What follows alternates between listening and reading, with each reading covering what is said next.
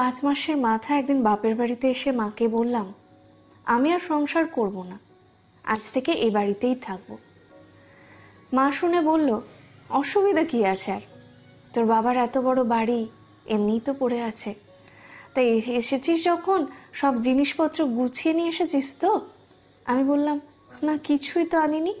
সে কি, এভাবে খালি হাতে কেউ আসে? তাই এসেছিস যে জামাই জানে? আমি না বলেই এসেছি। জামাইকে বলে আসবি তো? শাশুড়ি মানুষটা খারাপ জানি, জামাই তো ভালো। ওকে না বলে চলে আসাটা ঠিক হয়নি তোর। তুই ফিরে যা, বরং জিনিসপত্র সব গুছিয়ে নিয়ে আয়, সেই সঙ্গে জামাইকেও নিয়ে চলে আয়। শাশুড়িকে জব্দ করতে হলে ছেলেকে আগে ঘরে রাখলে হবে? বর ভালো হলে ঘর ছাড়লেও বরকে কখনো ছাড়তে নেই। ঘর বর দুটোই ছেড়ে দিলে মেয়েদের জীবন থেকে তো সংসারটাই চলে যায়। জামাই তোর কথা ফেলতে পারবে না, বরং জামাইকে নিয়েই তুই এ বাড়িতে থাক। মায়ের কথা শুনে তো আমি অবাক। মা কখনো এই সুরে কথা বলেনি কোনোদিন। হঠাৎ এভাবে কথা বলাতে মাকে জিজ্ঞেস করলাম, তুমি বলছো ওইসব? আমি তো বিশ্বাসই করতে পারছি না। এতদিন পর তুমি আমার দুঃখটা তাহলে বুঝতে পারলে মা। যতই হোক তুই আমার একমাত্র মেয়ে, শাশুড়ির অত্যাচার কত আর সহ্য করবি বল? তোর বাবাও চাই তুই এ বাড়িতে এসে থাক। এক কাজ কর, জামাইকে বুঝিয়ে সুঝিয়ে নিয়ে চলে আয় তো, তবেই তো শাশুড়িকে জব্দ করা যাবে। ঠিক বলেছ, কিন্তু তোমার জামাই মনে হয় রাজি হবে না। হবে হবে, কায়দা করে বলবি, দেখবি বরফ গলে জল হয়ে গেছে।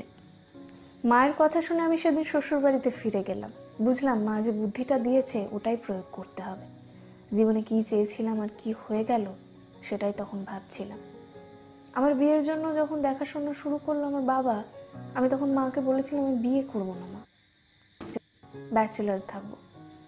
আমার এমন কথা শুনে মা তো হেসে লুটোপুটি। বাবাকে ডেকে বলল, তোমার গুণধরী মেয়ের কথা শোনো, বল কি ব্যাচেলার থাকবে? আরে পাগলি মেয়ে, মেয়েরা কখনো ব্যাচেলার থাকে নাকি? ছেলেরা বিয়ে না করলে তাদের ব্যাচেলার বলে। এদিকে বাবাও হাসছে। বুঝলাম ব্যাচেলার শব্দটা মেয়েদের জন্য নয়। মাকে জিজ্ঞেস করেছিলাম, মেয়েরা বিয়ে না করলে তাহলে তাদের কি বলে? মা বললো, ও তো জানি না বাবু, মেয়েদের একটা সংসার লাগে, মেয়েদের বিয়ে দিতে হয়, এটুকু জানি। বাবা বুঝে বলল, শোন মা, বড় হয়েছিস, এবার তো বিয়ের কথা ভাবতে হবে, তোর নিজের একটা সংসার হবে, তোর নিজের ঘর হবে। বাবাকে বললাম, নিজের ঘর তো এটাই, বিয়ের পর কি ওখানে গিয়ে নিজের মতো করে থাকতে পারবো? মেয়েরা সব পারে, পরকে আপন করার ক্ষমতা আছে মেয়েদের। যদি না পারি, আমার মনের মতো না হলে আমি কিন্তু চলে আসবো আবার, তখন আমাকে জোর করে পাঠাতে পারবে না কিন্তু, বলে দিলাম। বাবা শুনে বলেছিল, বেশ, তোর জন্য এই বাড়ির দরজা মুক্ত রইল। বাবা মায়ের কথা শুনে বুঝেছিলাম মেয়ে বড় হলে তার বিয়ে দিতে হয়, তার একটা সংসার করে দিতে হয়। আমার ইচ্ছে ছিল না বিয়ে করে সংসারই হতে, নিজের বাড়ি ছেড়ে দিয়ে অন্যের বাড়িতে গিয়ে থাকা, অন্যের বাবা মাকে মা বাবা বলে ডাকা, কেমন যেন একটা বাধ্য জীবন। আমি এমনিতেই বাবা মায়ের আদুরে মেয়ে, তার উপর স্বাধীনভাবে থাকতে ভালোবাসি। আমার ওপর কেউ নজরদারি করবে, কারোর হুকুম চালাতে হবে, এটা ভাবলেই যেন কেমন লাগতো। কারো হুকুমে চলতে হবে, এটা ভাবলেই যেন কেমন লাগতো। তারপরেও আমার কপালে বিয়েটা লেখা ছিল, তা না হলে বিয়েটা হয়? অথচ বিয়ের আগে মা বাবাকে আমি বুঝিয়েও পারিনি। এতগুলো দিন পরেও মা বাবা যে আমার সমস্যাটা বুঝেছে, এটাই তো অনেক। যাই হোক, মায়ের কথা মতো শ্বশুর বাড়িতে ফিরেই শাশুড়ির সাথে তুমুল ঝগড়া করলাম সেদিন। ঝগড়া করতে কারণ লাগে না, কোনো একটা ছুতো পেলেই হলো।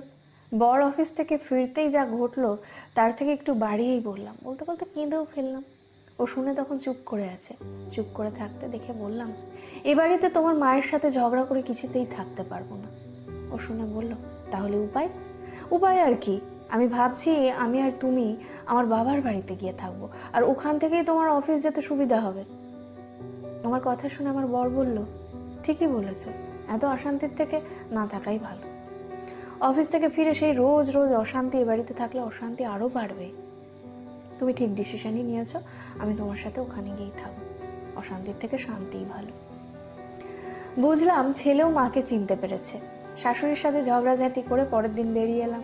দেখলাম শাশুড়িও বেশ খুশিতেই আছে, নিজের ছেলে যে ও বাড়িতে বেরিয়ে যাচ্ছে কোনো আক্ষেপই নেই। মনে মনে ভেবেছিলাম মা তো নাকি পাষাণ। পরে ভাবলাম হাতে টাকা আছে তো টাকাই ভুলিয়ে রাখবে। শ্বশুরমশাই ভালো চাকরি করতেন, পেনশন পাচ্ছেন হাতে, তার আবার মায়া মমতা। ছেলেটারও মায়ের প্রতি ভালোবাসা নেই। নিজের বাড়ি ছেড়ে বেরোচ্ছে মানে হাড়ে হাড়ে বুঝতে পেরেছে এতদিন মায়ের মুখের উপর কোনো কথা বলেনি, কিন্তু সেটা কাজে করে দেখিয়ে দিল। কিছু জিনিসপত্র গুছিয়ে নিয়ে চলে এলাম বাপের বাড়িতে। মনে মনে ভাবলাম আর তো অশান্তি নেই, এবার থেকে জীবন শান্তি আর শান্তি। এক সপ্তাহ বেশ ভালোই কাটলো। বাবা বাজার করছে, মাছ মাংস থেকে শুরু করে নানান জিনিস নিয়ে আসছে প্রতিদিন। মা জামাইয়ের জন্য ভোরবেলা উঠে রান্না করছে, টিফিন বানাচ্ছে, রাতের খাবারে যেগুলো খেতে ভালোবাসে সেগুলোই মা নিজের হাতে করছে। আমিও তো সকালবেলা কোনো কোনো দিন 10টা-11টায় উঠছি। একদম আরামের জীবন। এরকম সুখের জীবনটাই তো চেয়েছিলাম। এই করে আরও 15 দিন মতো কেটে গেল। এদিকে আমার বড় বেশ দিব্যি আছে, না বাজার দোকান কিচ্ছু করতে হচ্ছে না, না অন্য কোনো কাজ করতে হচ্ছে, কিচ্ছু না। এদিকে মায়ের যেমন কাজ বেড়েছে তেমনি আমার বাবার খাটুনিও বেড়েছে। ছুটির দিনগুলোতে আমার বর আমার থেকেও বেশি দেরি করে ওঠে, অথচ নিজের বাড়িতে সাত সকালে উঠে সব কাজ করত। ছুটির দিন মানেই কত কাজ ছিল, অথচ এই বাড়িতে এসে আয়েশি হয়ে ওঠাটাই আমার ঠিক ভালো লাগছিল না। অথচ আমার বাবা মায়ের খাটুনি দেখে খারাপ লাগতো। রবিবারে একদিন সকালে দেখি প্রচণ্ড চিৎকার, আমার ঘুম ভাঙলো।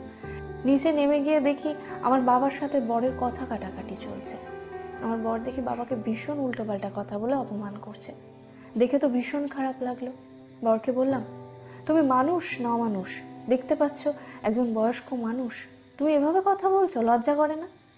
আমার বর বলল, তোমার তো কোনো কিছু বলার অধিকার নেই এখানে। তুমি যখন আমার মায়ের সাথে এরকম খারাপ করে কথা বলতে, আমি তো তোমাকে কখনোই কিছু বলিনি। পরে তোমাকে শান্ত মেজাজে বুঝিয়েছি, তুমি কিন্তু আমার কথা বোঝোনি। তাহলে আমাকে তুমি বোঝাচ্ছ কেন? আজ যদি এইটুকুতে তোমার খারাপ লাগে, তাহলে এই 4-5 মাস ধরে আমার মাকে কত খারাপ কথা বলেছ। ভাবো তাহলে আমার কতটা খারাপ লেগেছে। আমি তো তোমার সাথে খারাপ ব্যবহার করিনি, তাই আজ তুমিও এভাবে আমাকে বলতে পারো না। এই ব্যাপারটার পর থেকে দেখলাম মা বাবার মধ্যে প্রায়ই ঝামেলা লেগে থাকতো।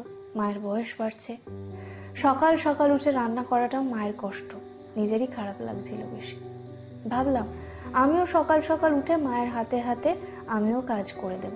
কদিন করার চেষ্টা করলাম, দেখলাম আমার কাজ মায়ের ঠিক পছন্দ হচ্ছে না। মা কথায় কথায় বলতে লাগলো, আমার সংসারের কাজকর্ম আমি যতটা ভালো বুঝি তুই অতটা বুঝবি না। গভীরভাবে ভাবলাম এই সংসারটা আমার মায়ের, আমার নয়। মাকে কিছু বললাম না আর। ভুল বুঝতে পারলাম, নিজের মা যদি তার সংসারটা ছেড়ে না দেয়, শাশুড়ি বা সহজে ছেড়ে দেবে কেন? সংসারের দায়িত্ব পেতে গেলে শাশুড়ির কাছ থেকে পাওয়াটাই পরম্পরা। উপলব্ধি করলাম মায়ের কষ্টটা যতটা সহজে বুঝতে পেরেছিলাম, শাশুড়িকে সেভাবে বুঝতে পারিনি হয়তো। আমাকে অনেক কথা বলেছে, কিন্তু তার থেকেও তো বেশি বলেছি আমি। খারাপ লাগছিল নিজের ভুলের জন্য। কদিন পর বরকে বললাম, এখানে থাকবো না, ও বাড়িতেই ফিরে যাব। বর বলল, কেন? এখানে তো ভালোই আছি। আমি বললাম, ভালো নেই। তাতে কি, আমি তো ভালো আছি। বরকে বুঝিয়ে সুঝিয়ে একদিন সকালে ব্যাগ গুছিয়ে নিয়ে বেরোবো বলে রেডি হয়েছি। দেখলাম আমার মায়ের মুখের হাসিটাও বেশ চওড়া। আমি যে চলে যাচ্ছি তাতে মায়ের কোনো আক্ষেপ নেই। মা শুধু বলল, আবার আসিস। একটি বারের জন্য আটকালো না। আমি ফিরলাম শ্বশুর বাড়িতে। আমি ফিরে যাওয়াতে শাশুড়িও দেখলাম খুব খুশি। দুপুরে আমার পছন্দ মতো রান্না করেছেন, আমি যেটা ভালোবাসি সেটাই রেঁধেছেন। আলু পোস্ত, মুসুর ডাল, বেগুন ভাজা, আমের চাটনি। কি তৃপ্তি করে খেলাম। খাওয়ার পর শাশুড়ি আমার পাশে বসে বলল, এটা সংসার, এখানে এভাবেই থাকতে হবে। তরকারি কোনোটাতে ঝাল বেশি হবে, কোনোটাতে কম ঝালেও ভালো লাগে, তাই বলে খাওয়া দাওয়া ছেড়ে দিলে হবে? ঝগড়া তো হবেই, ঝগড়া করো সংসারে থেকে। সংসার থেকে বেরিয়ে গেলে যেখানেই যাও দুদিনের জন্য সেখানে ভালো লাগবে, কিন্তু তোমাকে কেউ সংসার দেবে না। মেয়েদের নিজের একটা সংসার লাগে, সেই সংসারটা তুমি এখানেই পাবে। আমি যেমনটা পেয়েছি আমার শাশুড়ির থেকে। বৌমাদের পছন্দের মানুষ শাশুড়ি কখনো হয় না, শাশুড়ির পছন্দের মানুষ বৌমাও হবে না। খুব কম মানুষই আছে দুজনের পছন্দের দুজনে। এই লড়াই চলে আসছে সেই কোন কাল থেকে, কোথাও কম কোথাও বেশি। তারপরেও থাকতে হবে, সংসার করতে হবে। ঘটি বাটি পাশাপাশি থাকলে ঠোকাঠুকি তো হবেই, তাই বলে বেরিয়ে যেও না, এটাই জীবন। টোনাটুনি সংসারে শাশুড়ির মতো চড়ুই পাখি একটা থাকে, তবেই না সংসার। ভালো আর মন্দ দুই মিলেই জীবন। তারপর থেকে 30 বছর কাটিয়ে ফেলেছি, নিজের একটা সংসার হয়েছে। শাশুড়ির সাথে ঝগড়া করেছি, হয়তো দুদিন কথা বলিনি, তবে সংসার ছেড়ে বেরিয়ে যায়নি। আজ 5 বছর হলো শাশুড়ি নেই। ভীষণ মিস করি শাশুড়ি নামক প্রতিদ্বন্দ্বীকে। আজ খেলার মাঠ পুরোই ফাঁকা, ভালো লাগে না এই ফাঁকা মাঠে খেলতে। জীবনটা ফুটবল খেলার মতো। সংসার হলো বড় মাঠ, প্রতিদ্বন্দ্বী না থাকলে গোল দিয়ে কি মজা। অত বড় বাড়িটা আমি একাই খেলছি। এই খেলাটা ঠিক জমছে না আর, কারণ জমানোর মানুষটাই তো নেই। মানুষটা ঝগড়া করতো, শাসন করতো, মাঝে মাঝে রণচণ্ডীর মূর্তি ধরে বাড়ি মাথায় করতো। কিন্তু আমার অসুখ বিসুখ করুক, জ্বর হোক, তুলসী পাতার রস, বাসক পাতার পাচক, জ্বরে মুখ খারাপ লাগলে পলতা পাতার বড়া, এগুলো মুখের কাছে ধরতেই মানুষটাই। আমার জ্বর হলে মাঝরাতে উঠে এসে দরজায় কড়া নেড়ে ছেলেকে বলতো, মিটারটা দিয়ে দেখ জ্বরটা আসছে কিনা। আমার শরীর খারাপ দেখলে ছেলেকে বলতো, রোজ রোজ কিসের অফিস, কামাই কর একদিন, তোর বউ তুই না দেখলে কে দেখবে। আজ এতগুলো বছর পরে পুরো বাড়িটাই আমার নিজের, পুরো সংসারটাই আমার নিজের, কিন্তু মন খারাপের একরাশ দুঃখ বুকের মধ্যে জমেছে। যার থাকাটা মাঝে মাঝে অস্বস্তি লাগতো, তার না থাকাটা কিছুতেই স্বস্তি দিচ্ছে না। আমরা মেয়েরা বাবার বাড়িতে যতটা অধীনে থাকি, তার থেকে